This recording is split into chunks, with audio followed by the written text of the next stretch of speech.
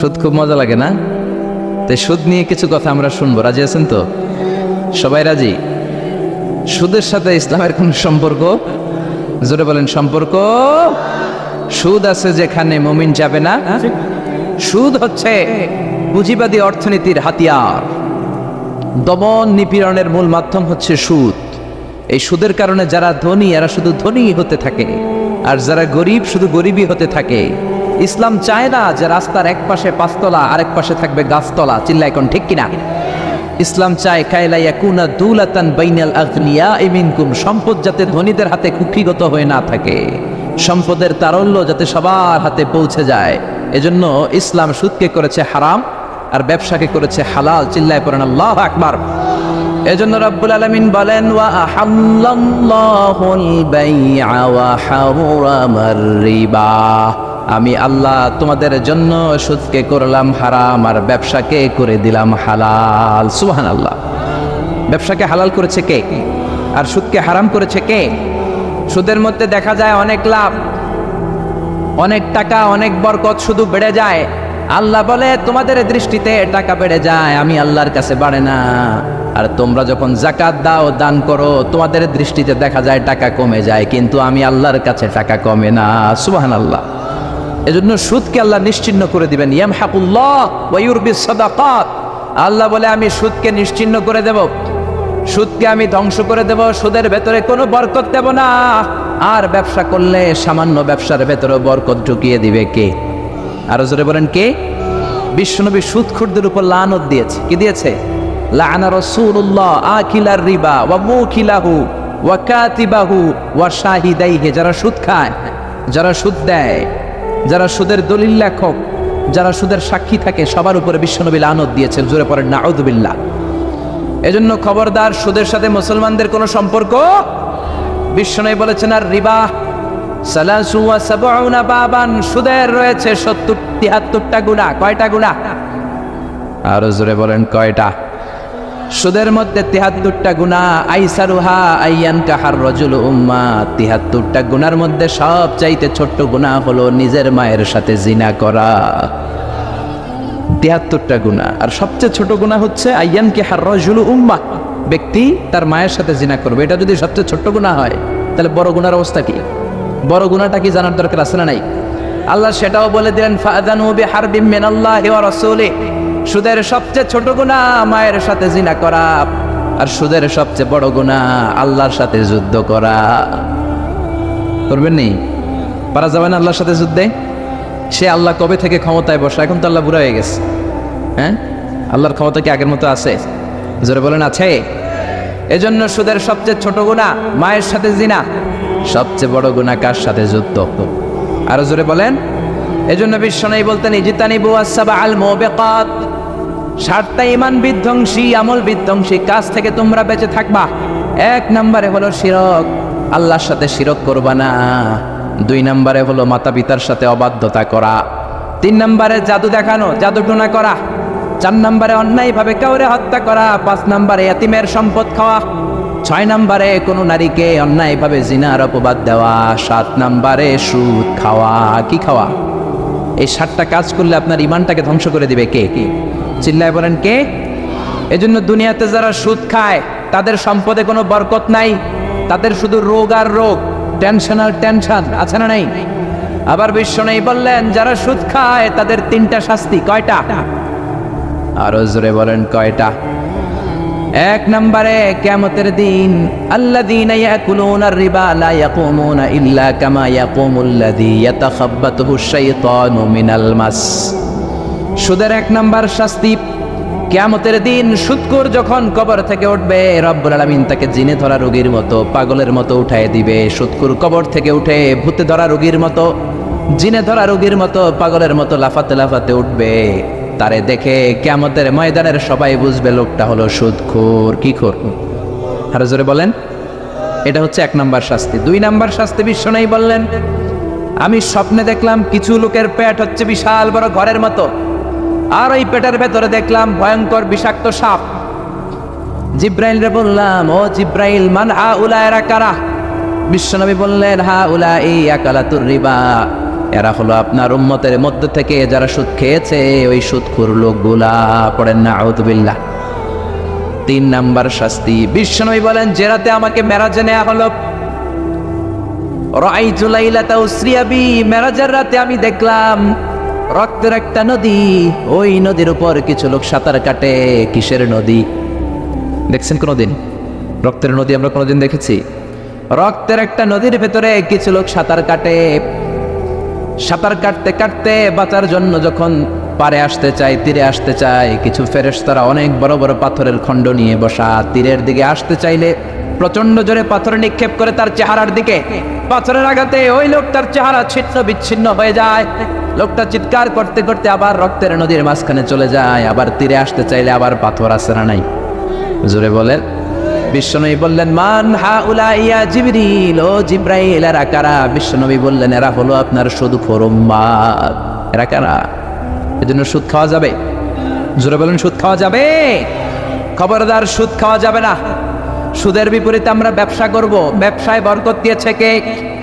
বিশ্বনবী বললেন রিজিককে আল্লাহ 10 ভাগ করেছেন, তার 1 ভাগ দিয়েছেন পৃথিবীর অন্যান্য পেশার ভেতরে, আর 9 ভাগ দিয়েছেন ব্যবসার ভেতরে। সুবহানাল্লাহ। রিজিকের 9 ভাগ থাকে ব্যবসার ভেতরে, এজন্য সুদ খাওয়া যাবে না। সুদের সাথে ইসলামের কোনো সম্পর্ক। আমরা ব্যবসা করব। আপনি মুশারাকা সিস্টেমে, মুদারাবা সিস্টেমে, আপনি মুরাবাহা সিস্টেমে ব্যবসা করেন, ওই ব্যবসায় বরকত দিবে কে? জোরে বলেন কে?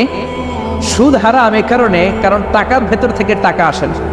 আপনি 1 লক্ষ টাকার একটা বান্ডিল আপনার আলমারির ভেতরে আজকে রাখলেন, 1 বছর পরে খোলার পরে এটা কি 1,10,000 টাকা হবে? 1,05,000, 1,02,000, 1,10,000 টাকা, 1,05,000 টাকা, 1,01,000 টাকা? 1 টাকাও পারবে না। কত থাকবে? 1 লাখই থাকবে। কারণ টাকার ভেতর থেকে টাকা আসে না। টাকার ভেতর থেকে টাকা আসে যখন ওই টাকার সাথে শ্রম যুক্ত হয়, যখন টাকার সাথে কষ্ট যুক্ত হয়, যখন টাকার সাথে মেধা যুক্ত হয়। ঠিক কিনা? তো আপনি টাকা দিয়ে কেমন করে টাকার ভেতর থেকে টাকা নেন? এটা হারাম। হয়তো আপনাকে ব্যবসা অংশগ্রহণ করতে হবে, লাভ লস দুইটাতে অংশগ্রহণ করতে হবে, রিস্কও থাকবে। আপনি ব্যবসায় টাকা দিয়ে শুধু লাভ নিলেন, লস নিলেন না, এটাই সুদ। ঠিক কিনা? আপনার লাভও নিতে হবে, লস নিতে হবে, ঝুঁকিও নিতে হবে। এইটার নাম হলো ব্যবসা। হয় আপনি ব্যবসা করবেন, তা না হলে আপনি কর্জে হাসানা দিবেন। কি দিবেন? কর্জে হাসানা দিলে ওই ব্যক্তির মর্যাদা বাড়িয়ে দেয় কে? চিল্লায় বলেন কে? 3 সিস্টেমে ব্যবসা করবেন। কয় সিস্টেমে? সবাই বলেন, আরো জোরে বলেন। 1 নম্বর হচ্ছে মুশারাকা সিস্টেম। মুশারাকা, পার্টনারশিপ। আমি আপনি শেয়ার, 3-4 জন মিলে শেয়ার, আমার টাকা আপনার টাকা, আর দুজনে মিলে ব্যবসা করব। আমার যদি ধরেন 4 লক্ষ টাকা হয়, আপনার যদি 6 লক্ষ টাকা হয়, তাহলে যেই লাভ হবে তার 60% নেবেন আপনি, 40% নেব আমি। লসও যদি হয় 60% আপনার উপর, 40% আমার উপর। এই ব্যবসাকে বৈধ করেছে কে? আরো জোরে বলেন না। 2 নম্বরে হচ্ছে আল মুদারাবা। মুদারাবাও বৈধ। মুদারাবা মানে হচ্ছে আপনার টাকা আমার শ্রম। আল্লাহ আমার কোনো টাকা দেয় না, আমি মিসকিন, আমি ফকির, আমি দেব শ্রম, আপনি দিবেন টাকা। কত পার্সেন্ট লাভ হলে কে কতটা নিব এটা আমরা ভাগ করে নিব। কিন্তু লস হলে আমার কোনো লস নাই, কারণ আমার শ্রম আপনার টাকা, আমি যে খাটছি এটাই তো আমার লস। ঠিক কিনা? কথা বলেন। আর টাকা যেহেতু আপনার, পুরো লস নেবেন আপনি।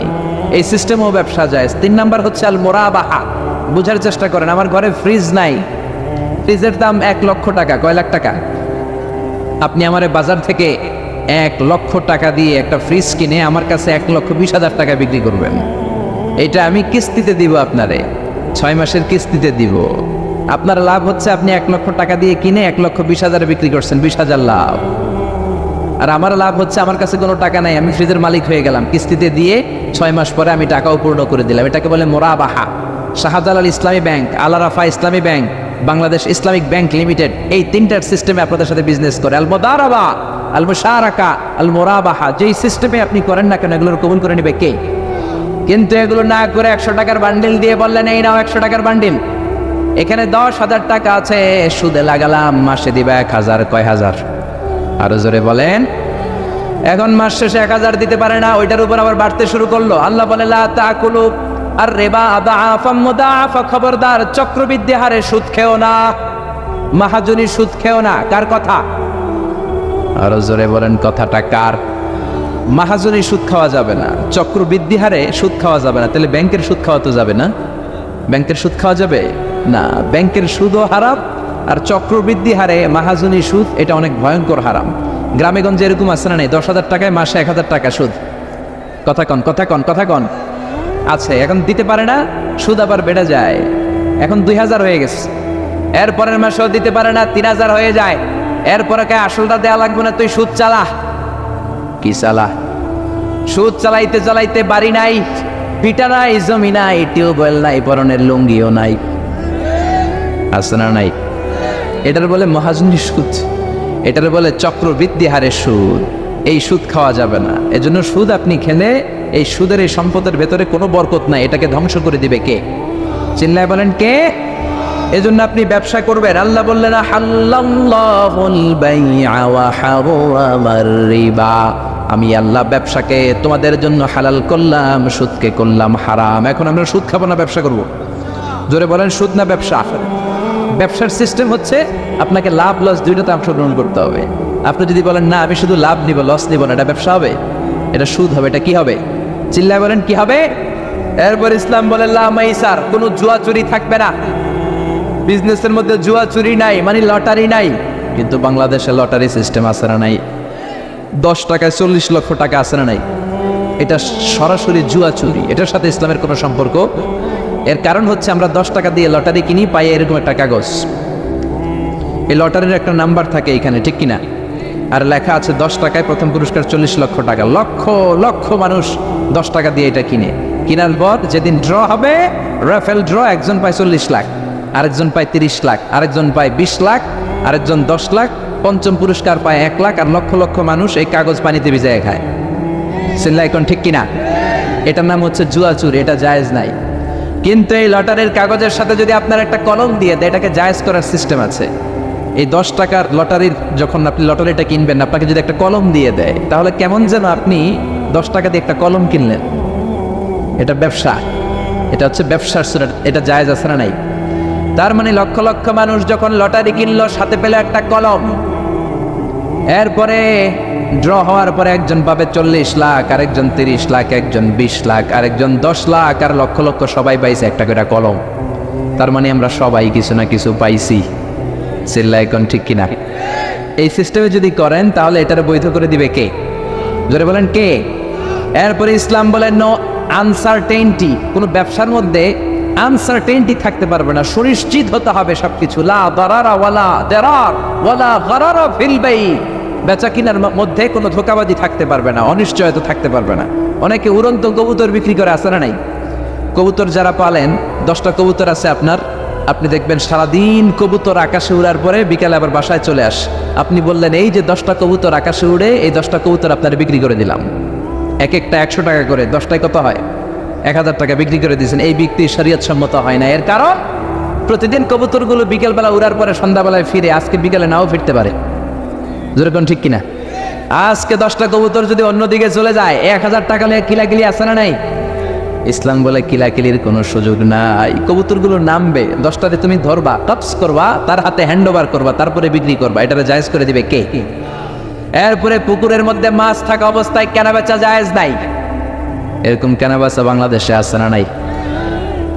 আন্দাজে মানুষে শখের বসে কিনে ফেলে, পুকুরের মধ্যে বুদবুদ করতেছে, ভাবতেছে হাজার হাজার মাছ কিনছে, 10 লক্ষ টাকা দিয়ে কিনে ফেলছে। কই মাছের পুকুর, উঠায় দেয় 20 কেজি কই আর 50 কেজি কাঁকড়া আর 70 কেজি ব্যাং, আছে না নাই? এরপরে কিলাকিলি আছে না নাই? এজন্য ইসলাম বলে না, কবুতরটা হাতের মধ্যে কবজ করার পরে যেমনি বিক্রি করলাম, মাছগুলাও জাল দিয়ে তোলো, তারপরে গনে গনে বিক্রি করো, কবুল করে নিবে কে? গাভীর ওলানের মধ্যে দুধ রেখে বিক্রি করা জায়েজ নাই। ওলান এত ফিলা গেছে এরকম, এটা মনে হচ্ছে যে 20 কেজি, দহন করার পরে পাওয়া গেছে 5 কেজি, এরকম আছে না নাই? কারণ এটা দুধের কারণেও ফুলতে পারে, টিউমারেও ফুলতে পারে, ঠিক কিনা? এজন্য ইসলাম বলে লা গারারা ফিল ইসলাম, ইসলামে কোনো গারারা নাই, ধোঁকাবাজি নাই, আনসার্টেনটি নাই, অনিশ্চয়তার মধ্য দিয়ে, হাওয়ার মধ্যে কোনো বিজনেস নাই। আগে জিনিসটা তোমার হাতে নাও, তারপরে বিক্রি করো, কবুল করে নিবে কে? শেয়ার বাজার নিয়ে প্রশ্ন করে, যেই প্রোডাক্টের ব্যবসা হালাল, ওই প্রোডাক্টের শেয়ারও হালাল। চিল্লায় বলেন ঠিক কিনা? এরপরে বিশ্বনবী বললেন মান গাশশানা ফালাইসা মিন্না, বেচা কিনার মধ্যে যে আমার উম্মতের মধ্যে যে অন্যকে ধোঁকা দেয়, সে আমার উম্মত হতে পারে ধোঁকাবাজির ব্যবসা বাংলাদেশে আছে না নাই? ফলের দোকানে গেলে দেখবেন চকচকে যেই সাইডটা ওই সাইডটা ক্রেতার দিকে রাখে, পচা জায়গাটা নিচের দিকে রাখে, এরকম ব্যবসায় আছে না নাই? বিশ্বনবী মদিনার বাজারে গমের দোকান পরিদর্শন করতে গেলেন, যে দেখলেন গমের স্তূপ। বিশ্বনবী গমের ভেতরে হাত ঢুকায়া দিলেন।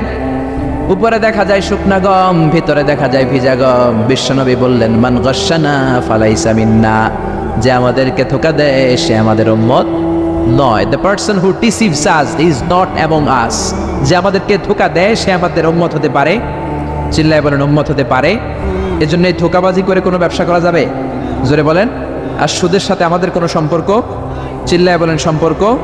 সুদকে ধ্বংস করে দিবে কে? আর ব্যবসায় বরকত ঢুকিয়ে দিবে কে? বরকতে বিশ্বাস করেন তো? বিশ্বাস করেন? অল্পের ভেতরেও বরকত হতে পারে, 1000 কোটি টাকার মধ্যেও বরকত নাও থাকতে পারে। চিল্লায় বলেন ঠিক কিনা? এজন্য আজ থেকে সুদের সাথে আমাদের কোনো সম্পর্ক নেই। আমরা ব্যবসা করব মুশারাকা সিস্টেমে, মুদারাবা সিস্টেমে, মুরাবাহা সিস্টেমে ব্যবসা করব। অল্প প্রফিট হলো এটার মধ্যে বরকত দিবে কে? আরো জোরে বলেন কে? আর সুদের ব্যবসা করবেন না তো? কারা কারা আজকে থেকে সুদের কোনো ব্যবসার সাথে জড়িত থাকবেন না? 2 হাত উঁচু করে আমার আল্লাহর দেখা। আল্লাহ আমাদের হাতগুলোকে তুমি কবুল করো। চিল্লায় পড়েন আমিন।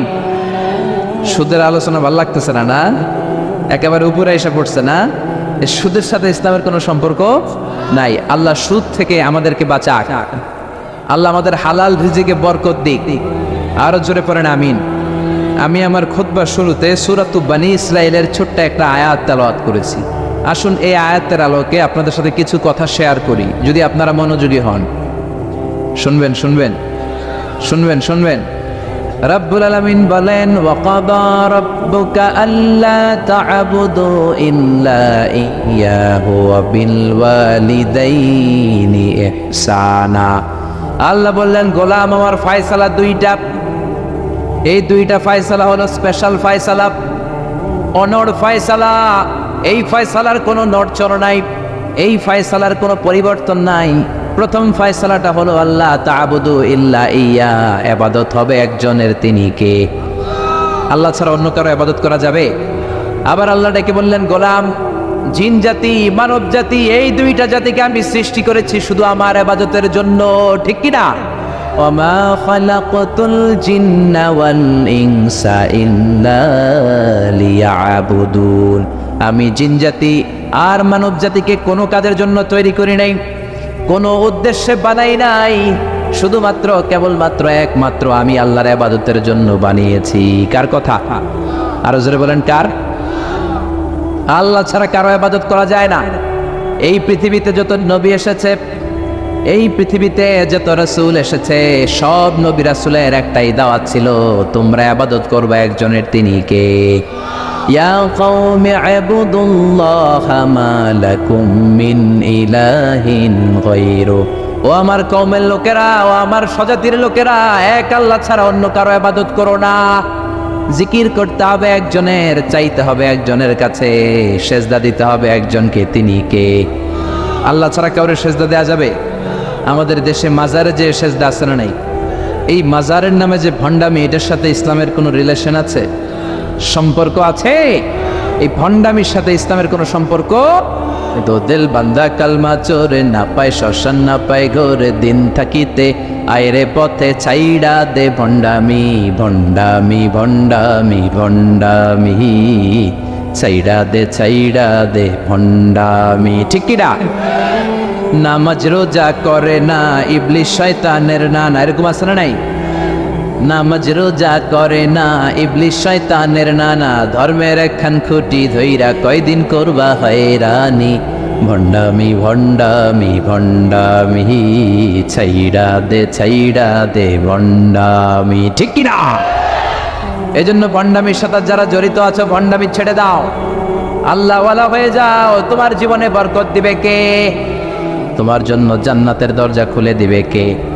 এজন্য রব্বুল আলামিন বলেন, ওয়াকাদা রাব্বুকা আল্লা তা'বুদু ইল্লা ইয়্যা ওয়া বিল ওয়ালিদাইনি ইহসানা। আমি আল্লাহর প্রথম ফয়সালা, ইবাদত হবে শুধুমাত্র কেবলমাত্র একজনের, তিনি কে? আমরা প্রত্যেক নামাজে সূরাতুল ফাতিহায় আল্লাহরে বলি, আল্লাহ ইহদিনাস সিরাতাল মুস্তাকিম, ও আল্লাহ আমাদেরকে সহজ সরল পথ দেখাও, সিরাতুল মুস্তাকিম দাও। আল্লাহ বলেন আনি'বুদুনি হাযা সিরাতুম মুস্তাকিম, আমি আল্লাহর ইবাদত করো, এটাই সিরাতুল মুস্তাকিম। আল্লাহু আকবার। আপনি যদি আল্লাহর ইবাদত করেন তাহলে আপনি বুঝবেন যে আপনি সিরাতুল মুস্তাকিমের উপর আছেন। আর যদি বুঝেন আল্লাহর ইবাদত ছেড়ে আপনি অন্যদিকে দৌড়াচ্ছেন, তার মানে হলো আপনি সিরাতুল মুস্তাকিমের উপর থাকার সৌভাগ্য অর্জন করতে পারেন নাই। চিল্লায় এখন ঠিক কি না? এজন্য আল্লাহ বললেন আল্লাহর ফয়সালা কয়টা? আরো জোরে বলেন কয়টা? এক নাম্বার ফয়সালা, ইবাদত হবে শুধু একজনের, তিনি কে?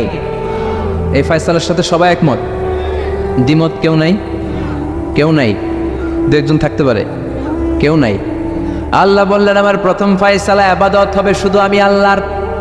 দুই নাম্বার ফয়সালা, ওয়াবিল ওয়ালিদাইনি ইহসানা, ইহসান হবে মাতা পিতার সাথে, মানে ভালো আচরণ হবে মাতা পিতার সাথে। বুঝা গেল ইবাদত হবে আল্লাহর, ইহসান হবে মাতা পিতার। আল্লাহর সাথে, আল্লাহর জন্য আপনি ইবাদত করবেন, আর মাতা পিতার প্রতি আপনি ইহসান করবেন। ইহসান মানে সদাচরণ, ইহসান মানে খেদমত, ইহসান মানে তাদের জন্য খরচ করা, ইহসান মানে আপনার সব সম্পদ তাদের পায়ের সামনে, আপনার সব ক্ষমতা তাদের পায়ের সামনে বিলিয়ে দেয়া, বিছিয়ে দেয়া। চিল্লা এখন ঠিক কিনা? এজন্য আল্লাহ বললেন আমার দুই নাম্বার ফয়সালা, ওয়াবিল ওয়ালিদাইনি ইহসানা, মাতা পিতার সাথে ইহসান করবা। আমরা বললাম আল্লাহ আপনার জন্য ইবাদত হবে, এটা আমরা বুঝলাম, মাতা পিতার সাথে ইহসান কেমন করে হবে এটা আমরা বুঝলাম না। আল্লাহ বললেন ইহসান কাকে বলে যদি না বোঝো তাহলে বুঝে নাও, ইম্মা ইয়াবলুগান্না ইনদাকাল কিবারা আহাদুহুমা আও কিলাহুমা ফালা তাকুল লাহুমা উফ। আল্লাহ নিজেই ইহসানের ব্যাখ্যা দিচ্ছেন। আল্লাহ বললেন ইহসানের প্রথম তাফসীর হলো আব্বা আম্মা একজন কিংবা দুইজন যখন বার্ধক্যে উপনীত হয়ে যায়, যখন বয়সে পৌঁছে যায়, খবরদার তাদের কোনো কাজে তুমি নাক ছিটকাতে পারবা না, তাদের কোনো কাজে নাক ছিটকাতে পারবে না, তাদের কোনো কাজে উফ এমনকি উফ শব্দটাও বলা যাবে না। চিল্লা এখন ঠিক কিনা? কারণ আমরা যখন ছোট ছিলাম বাবা মারে কষ্ট দিয়েছি কি দেই নাই? আপনার কত বছর আগের ঘটনা মনে আছে? আপনার বয়স যখন 3 তখন আপনি কি করছিলেন মনে আছে? তো ওইটাই যদি মনে না থাকে, বয়স যখন 2 ছিল ওগুলো মনে আছে? বয়স যখন 1 ছিল ওগুলো মনে আছে? জ্বালাতনটা তো ওই সময় বেশি করছে। চিল্লা এখন ঠিক কিনা? শীতের রাত, আমাকে নিয়ে আমার মা ঘুমালো, আমাকে রেখেছে ডান দিকে, পেশাব করে ডান পাশটা আমি ভিজিয়ে দিয়েছি। আমার মা আমাকে ঘর থেকে বের করে দেয় নাই, শীতের রাতে বাম দিকে আমাকে শোয়ালো। কনকনে মাঘ মাসের শীতের রাতে বাম পাশটাতেও পেশাব করে ভিজিয়ে দিলাম, আমার মা আমারে ঘর থেকে বের করে দেয় নাই। আমার মা তার বুকের মাঝখানে রেখে ঘুমাতে শুরু করেছে। মাঘ মাসের শীতের রাত 3টার দিকে পেশাব করে মায়ের বুকটাও আমি ভিজিয়ে দিয়েছি, জামাটাও ভিজিয়ে দিয়েছি। মা 3টার দিকে উঠে নতুন শাড়ি পরে, নতুন জামা পরে, আগের ভিজা পেশাব মাখানো জামাটাকে চেঞ্জ করে আবার আমাকে নিয়ে ঘুমিয়েছে। আমাকে ঘর থেকে বের করেছে নাকি? জোরে বলেন। এজন্য আল্লাহ বুঝাতে চাইলেন, গোলাম ছোট্টবেলা যেমনি কষ্ট দিয়েছো, মা বাবা রেগে যায় নাই, তোরে লাথি মেরে ঘর থেকে তাড়ায় দেয় নাই, তোরে এতিমখানায় দেয় নাই। মা বাবা বয়সে যখন উপনীত হয়ে যায়, বার্ধক্যে যখন পৌঁছে যায়, ওই মা বাবারে খবরদার বৃদ্ধাশ্রমে দিয়ে আসবি না। বৃদ্ধাশ্রম বাংলাদেশে আছে না নাই? ছেলে আমার মস্ত মানুষ, মস্ত অফিসার, মস্ত ফ্ল্যাটে যায় না দেখা এ পারে ও পার, নানান রকম জিনিস আর আসবাব দামি দামি, সবচেয়ে কম দামি ছিলাম একে মাত্র আমি। ছেলের আবার আমার প্রতি অগাধ সম্ভ্রম, আমার ঠিকানা তাই বৃদ্ধাশ্রম। ঠিক কিনা? অনেক কপাল পোড়া আছে, ডাকাত আছে, মা বাবা বার্ধক্যে উপনীত হওয়ার পরে তাদের কর্মকাণ্ডে নাক ছিটকায়, ঘরে আর বাবা মারে রাখতে মনে চায় না, বৃদ্ধাশ্রমে রেখে আসে। এরকম ডাকাত আছে রাড়াই। বাবা মারে বৃদ্ধাশ্রমে দেয়া যাবে? চিল্লায় বলেন দেয়া যাবে? যেই বেয়াদবগুলো, যেই ডাকাতগুলো মার বাবারে বার্ধক্যে উপনীত হলে, বয়স হয়ে গেলে বৃদ্ধাশ্রমে দিয়ে আসে, ওই বেয়াদবটা বুড়া হলে ওর কপালে বৃদ্ধাশ্রম জুটবে না। চিল্লা এখন ঠিক কিনা? ভাঙ্গা থালা হাতে নিয়ে তুই ভিক্ষা করে খাবি। চিল্লা এখন ঠিক কিনা? আল্লাহ বললেন আমার 2 নম্বর ফয়সালা, ওয়াবিল ওয়ালিদাইনি ইহসানা, মাতা পিতার সাথে ইহসান করবা। ইহসানের প্রথম ব্যাখ্যা ইম্মা ইয়াবলুগান্না ইনদাকাল কিবারা আহাদুহুমা আও কিলাহুমা ফালা তাকুল লাহুমা উফ। মা বাবার একজন কিংবা দুইজন যদি বার্ধক্যে উপনীত হয়ে যায়, খবরদার মা বাবার বৃদ্ধাশ্রমে দিও না। মা বাবা পেশাব করে দিতে পারে, পায়খানা করে দিতে পারে, তোমাকে যেমনি পরিষ্কার করে আদর যত্ন করেছে তুমিও পরিষ্কার করবা, মা বাবার খেদমত করবা, তোমার জীবনটারে উজালা করে দিবে কে? আল্লাহ বললেন ইহসানের 2 নম্বর ব্যাখ্যা ওয়ালা তানহারহুমা, মা বাবারে ধমক দিও না। অনেক বেয়াদব ছেলে মেয়ে আছে, মা বাবার সাথে ছিড়কি দিয়ে কথা বলে, ধমক দিয়ে কথা বলে, এলাকার লোকদের সাথে যখন কথা বলে ভদ্র ভাষায় কথা বলে, ঘরে ঢুকলে মায়ের গালি দেয়, আছে না নাই? বাবারে ডাকে বুড়া, মারে ডাকে বুড়ি, আছে না নাই? তুমি কেমন করে মায়ের বুড়ি ডাকো, বাবারে বুড়া ডাকো? তোমার বাপ মা তো বুড়া হয়েছে তোমার কারণে।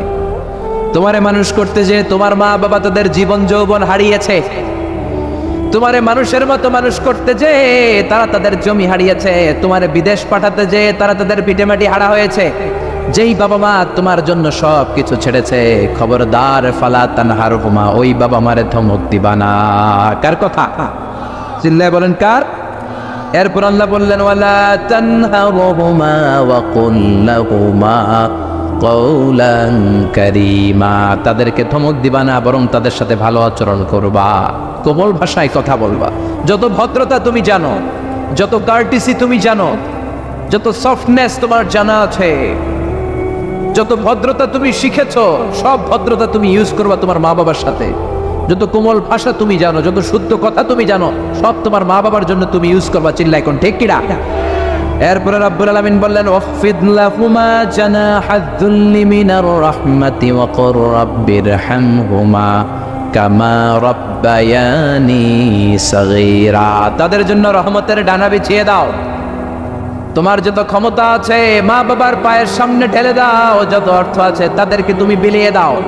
আর বাবা মা একজন কিংবা দুইজন যদি দুনিয়া ছেড়ে বিদায় নেয়, তাদের কবরের সামনে দাঁড়িয়ে চোখের পানি ছেড়ে পড়তে আরম্ভ করে দাও রব্বিরহামহুমা কামা রাব্বায়ানি সাগীরা ওয়া কুর রাব্বিরহামহুমা কামা রাব্বায়ানি সাগীরা। ও আল্লাহ, ছোট্টবেলা বাবা মা যেমনি আমার আদর দিয়ে সোহাগ দিয়ে কাছে টেনে নিয়েছে, কিয়ামতের দিন কবরের ভেতরে তুমিও আমার বাবা মার আদর করে কাছে টেনে নিও। পড়ে না আমিন? চিল্লায় পড়ে না আমিন? এজন্য ইবাদত হবে একজনের, তিনি কে? আর ইহসান হবে কার সাথে? এজন্য মা বাবার দোয়ার দরকার আছে না নাই? পৃথিবীর যত আল্লাহর ওলি আছে, যত পীর সাহেব আছে, সবাই এই পুরো কোরআন খতম করে যদি একটা গ্লাসের পানির মধ্যে ফু দেয়, আর আপনার আম্মা শুধু বিসমিল্লাহ বলে আরেকটা গ্লাসের পানির ভেতরে ফু দেয়, আল্লাহর কসম আপনার মায়ের দোয়াটা আগে কবুল হয়ে যাবে। এজন্য মা বাবার খেদমত করেন। আপনার বড় পীর সাহেব হলো আপনার বাবা, আপনার বড় পীর সাহেব হলো আপনার মা। দুনিয়ার সবাই দোয়া করলে ওই দোয়া মিস হয়ে যেতে পারে, মা বাবা দোয়া করলে মিস হবে নাকি? হবে? অনেক ডাকাইত আছে দেখবেন মাজারের উপরে মশারি দেয়, আছে না নাই? খুঁজে দেখবেন ওর বাপের মশায় কামড়ায়, ওর মায়ের মশায় কামড়ায়, আর ও বাবার দরবারে যে মাজারে মশারি দিয়ে আসছে, এরকম ডাকাইত আছে না নাই? এজন্য খবরদার মা বাবার সাথে ইহসান করো। বিশ্বনবী মসজিদে নববীতে মিম্বারের এক তলার মধ্যে পা রাখলেন, আওয়াজ করে বললেন আমিন। দ্বিতীয় তলার ভেতরে পা রাখলেন, আওয়াজ করে বললেন আমিন। তৃতীয় স্টেপে পা রেখে বিশ্বনবী পড়লেন আমিন। সাহাবারা বললেন নবী 3 বার আমিন বললেন, কেন বললেন বুঝলাম না। বিশ্বনবী বললেন প্রথম স্টেপে যখন পা রাখলাম, জিব্রাইল এসে বলল রমজান মাস পাওয়ার পরে রোজা রেখে ইবাদত করে যেই বান্দা গুনাহ মাফ করতে পারে নাই, তার উপরে আল্লাহর লানত। আমি বিশ্বনবী পড়লাম আমিন। দ্বিতীয় স্টেপে পা রাখলাম, জিব্রাইল বলল মাতা পিতা পাওয়ার পরে যারা মাতা পিতার খেদমত করে নিজের জীবনের গুনাহ ঝরাতে পারে নাই, জান্নাত কামাতে পারে নাই, তাদের উপর আল্লাহর লানত। আমি বিশ্বনবী বললাম আমিন। 3 নাম্বার স্টেপে বিশ্বনবী বললেন আমার নাম শোনার পরে আমার যে উম্মত আমার উপর দরুদ পড়ল না, তাদের উপর আল্লাহর লানত। আমি বললাম আমিন। পড়েন সাল্লাল্লাহু আলাইহি ওয়াসাল্লাম, চিৎকার করে পড়েন সাল্লাল্লাহু। এজন্য মাতা পিতার খেদমতের দরকার আছে না নাই? গোটা বিশ্বটা একদিকে, মায়ের দোয়া আরেকদিকে, চিল্লায় বলেন ঠিক কিনা? আপনি বুলেট মারলে বুলেট মিস হতে পারে, ড্রোন হামলা করলে মিস হতে পারে, মায়ের দোয়া মিস হবে? জোরে বলেন মিস হবে? এক সাহাবী বলল, নবী আইয়ুল আমালে আফদাল, সবচেয়ে সেরা আমল কোনটা? বিশ্বনবী বললেন সবচেয়ে সেরা আমল হলো আসসালাতু ফি ওয়াক্তিহা, সময় মতো নামাজ পড়া। 2 নম্বরে বললেন বিররুল ওয়ালিদাইন, মাতা পিতার খেদমত করা। 3 নম্বরে বললেন আল জিহাদু ফি সাবিলিল্লাহ, আল্লাহর রাস্তায় জিহাদ করা। তার মানে পৃথিবীর শ্রেষ্ঠতম 3টা আমলের মধ্যে মাতা পিতার খেদমতের আমলটাও আছে রাডাই। মাতা পিতার খেদমত এটা সবচেয়ে ভালো আমল। আরেক হাদিসে বিশ্বনবী বললেন এটা জিহাদের চেয়ে বেশি সওয়াবওয়ালা। এক সাহাবী বললেন নবী আস্তাযিনুকাল জিহাদ, আমি জিহাদে যেতে চাই, অনুমতি দেন। বিশ্বনবী বললেন তোমার বাবা মা কেউ বেঁচে আছে নাকি? সাহাবী বললেন বেঁচে আছে। বিশ্বনবী বললেন ফাফিহিমা ফাজাহিদ, যাও বাবা মার খেদমত শুরু করে দাও। বাবা মার খেদমত করলে ঘরে বসেই জিহাদের সওয়াব পাবা, ঘরে বসেই জিহাদের সওয়াব পাওয়া যাবে। রিদার রাব্বি ফি রিদাল ওয়ালিদ ওয়া সাকাতুহু ফি সাকাতিল ওয়ালিদ, বাবা মা খুশি তো আরশের মালিক খুশি, বাবা মা না খুশ তো আরশের মালিকও না খুশ। চিল্লা এখন ঠিক কি না? এজন্য বিশ্বনবী বলতেন তোমাদের প্রত্যেকের ঘরের ভেতরে 2টা জান্নাত আছে, কারণ জান্নাতে 2টা স্পেশাল দরজা আছে। একটা দরজার নাম হলো আল আব মানে আব্বা, আরেকটা দরজার নাম হলো আল উম মানে আম্মা। একটা দরজার নাম বাবা, আরেকটার নাম মা। এজন্য বিশ্বনবী বলেন এই 2টা দরজার সাথে তোমরা কি আচরণ করবা তোমাদের ডিসিশন। ওমা জান্নাতুকা ওয়া নারুক, বাবা মাই তোমার জান্নাত, বাবা মাই তোমার জাহান্নাম। বাবা মার সাথে ভালো আচরণ করলে 8টা জান্নাতের দরজা তোমার জন্য খুলে দিবে কে? আর খারাপ আচরণ করলে জাহান্নাম আছে না নাই? তোমার বাবা মা যদি কাফের হয়, হিন্দু হয়, বৌদ্ধ হয়, তারপরও ভালো আচরণ করবা, ঠিক কি না? বাংলার জমিনে এরকম অনেক হিন্দু ফ্যামিলি আছে, হিন্দু ইয়াং ছেলে মুফাসসিরে কোরআনের তাফসীর শুনে হাতে হাত রেখে কালিমা পড়ে মুসলমান হয়ে গেছে, আছে না নাই? কিন্তু মা তো মুসলমান হয় নাই, বাবা তো মুসলমান হয় নাই, বাপ মা হিন্দুই রয়ে গেছে। তো বাপ মা হিন্দু, ছেলে মুসলমান, তুমি কি মা বাবার সাথে খারাপ আচরণ করতে পারবা? কথা বলেন। মা বাবা হিন্দু হোক, নাস্তিক হোক, বৌদ্ধ হোক আর খ্রিস্টান হোক, মা বাবার দোয়া নিতে হবে, আশীর্বাদ নিতে হবে। চিল্লা এখন ঠিক কিনা? বিশ্বনবী শালী নাম কি বলেন তো? কেউ জানেন বিশ্বনবী শালীর নাম কি? আসমা, মাশাআল্লাহ, আসমা বিনতে আবি বকর বিশ্বনবী শালী। উনি মুসলিমা, কিন্তু উনার মা ছিল মুশরিকা। বিশ্বনবীরে বললেন নবী আমি মুসলিমা কিন্তু আমার মা মুশরিকা, কাফেরা, এখন আমি কি করব? আমার মায়ের সাথে কি ভালো আচরণ করব নাকি? বিশ্বনবী বললেন খবরদার, মা মুশরিক হোক কাফের হোক তারপরেও তোমার মা, ঠিক কি না? সিলিহা, দোয়া দাও, ভালো আচরণ করো, সম্পর্কটারে মিলায় রাখো, তোমার জান্নাতে ঢুকাই দিবে কে? 3 জিনিসের দিকে তাকালেই সওয়াব। 3টা জিনিসের দিকে তাকানোর সাথে সাথে আপনার আমলনামায় সওয়াব দিবে কে? 1 নম্বর নাযার ইলাল কোরআন, কোরআনের দিকে যখন নজর করে তাকাবেন আপনার আমলনামায় সওয়াব দিবে কে? সুবহানাল্লাহ কইতে মনে চায় না? 2 নম্বরে কাবা, কাবার দিকে তাকালে সওয়াব দেয় কে? 3 নম্বরে নাযার ইলা ওয়াজহিল ওয়ালিদাইন, মাতা পিতার চেহারার দিকে নজর করে তাকালে সওয়াব দেয় কে? এজন্য বিশ্বনবী বললেন সালাসু দাওয়াতিন মুস্তাজাবাত, 3 ব্যক্তির দোয়া কোনোদিন আল্লাহ ফিরায় না। 1 নম্বরে দাওয়াতুল মুসাফির, মুসাফিরের দোয়া। আপনি সফর করেন না মাঝে মাঝে, কক্সবাজারে যাচ্ছেন, সিলেট যাচ্ছেন, এই যে গাড়ির মধ্যে বসে আছেন, ওই সময় আপনি দোয়া করবেন বেশি বেশি।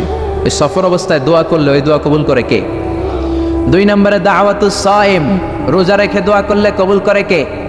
3 নম্বর দাওয়াতুল ওয়ালিদাইনি লিওয়ালাদিহি, মাতা পিতা যখন চোখের পানি ছেড়ে হাত 2টা তুলে আল্লাহর কাছে ছেলে মেয়েদের জন্য দোয়া করে, ওই দোয়াটাও কবুল করে কে? এজন্য সবার আগে দোয়া চাইবেন মা বাবার কাছে। কার কাছে? আমাদের কাছে অনেকে দোয়া চায়, আমরা বলি আরে তোমার মায়ের কাছে চাও, তোমার আব্বার কাছে চাও। আমার দোয়া তোমার জন্য কবুল হতেও পারে, নাও হতে পারে, কিন্তু তোমার মা তো তোমার জন্য মুস্তাজাবুদ দাওয়া, তোমার বাবা তো তোমার জন্য মুস্তাজাবুদ দাওয়া। তোমার মা হাতটা তোলার সাথে সাথেই কবুল। চিল্লায় কবি সুবহানাল্লাহ। একজন বাবা এবং মা ছেলে মেয়েদের জন্য কতটা কষ্ট সহ্য করে, কতটা জ্বালা যন্ত্রণা সহ্য করে, বাবা মা না হওয়ার আগে এটা কেউ বুঝবে? আপনি শুধু ওয়াজ শুনতে পারবেন, কিন্তু বুঝবেন তখন যখন একটা ছেলে হবে, যখন একটা মেয়ে হবে, ঠিক কি না? এজন্য বিশ্বনবী বলতেন আল জান্নাতু তাহতা আকদামি উম্মাহাতিকুম, ও দুনিয়ার মানুষেরা শোনো শোনো, যেই জান্নাতের জন্য তোমরা পাগল, যেই জান্নাতের বর্ণনা শুনলে তোমাদের হৃদয় ঠান্ডা হয়ে যায়, যেই জান্নাতে যাওয়ার জন্য তোমরা ইবাদত করো ওই জান্নাত থাকে তোমাদের মায়ের পায়ের তলায়।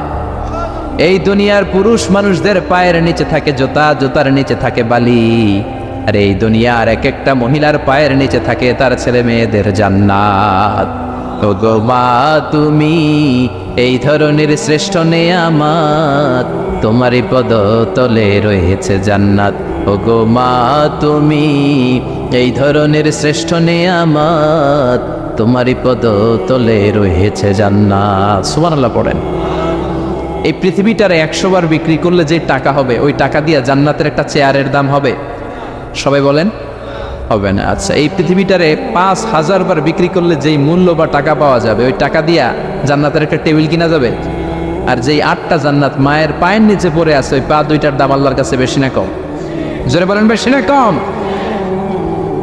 এই জন্য এক সাহাবী বললেন, নবী মান আহাক্কু বিহুসনি সাহাবাতি ইয়া রাসূলুল্লাহ, এই দুনিয়ায় এত মানুষ, এত বন্ধু, এত সাহাবী, এত লোক, কার সাথে ভালো আচরণ করব?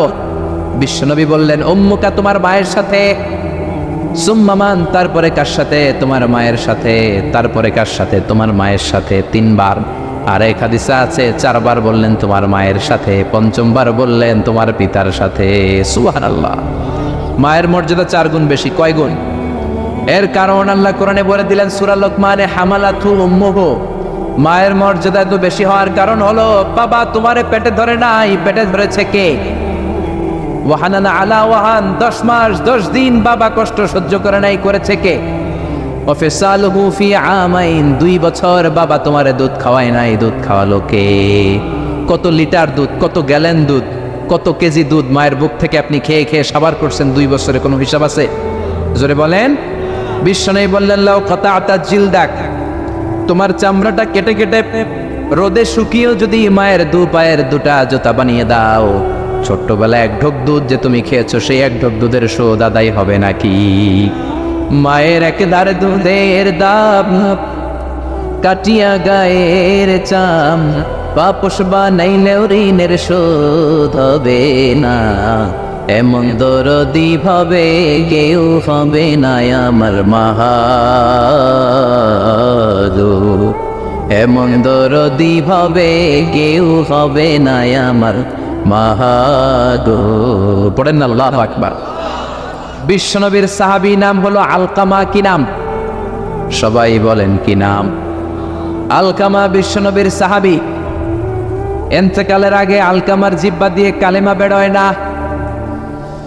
3 দিন যাবত বিছানায় পড়ে আছে, মুমূর্ষ, মরে যাবে, কিন্তু জিহ্বা দিয়ে কালেমা বেরোয় না। বিশ্বনবী বলেছেন, লাকিনু মাউতাকুম লা ইলাহা ইল্লাল্লাহ, তোমরা মরণের আগে তোমাদের মুমূর্ষ রোগী মৃতদের সামনে লা ইলাহার তালকিন দাও।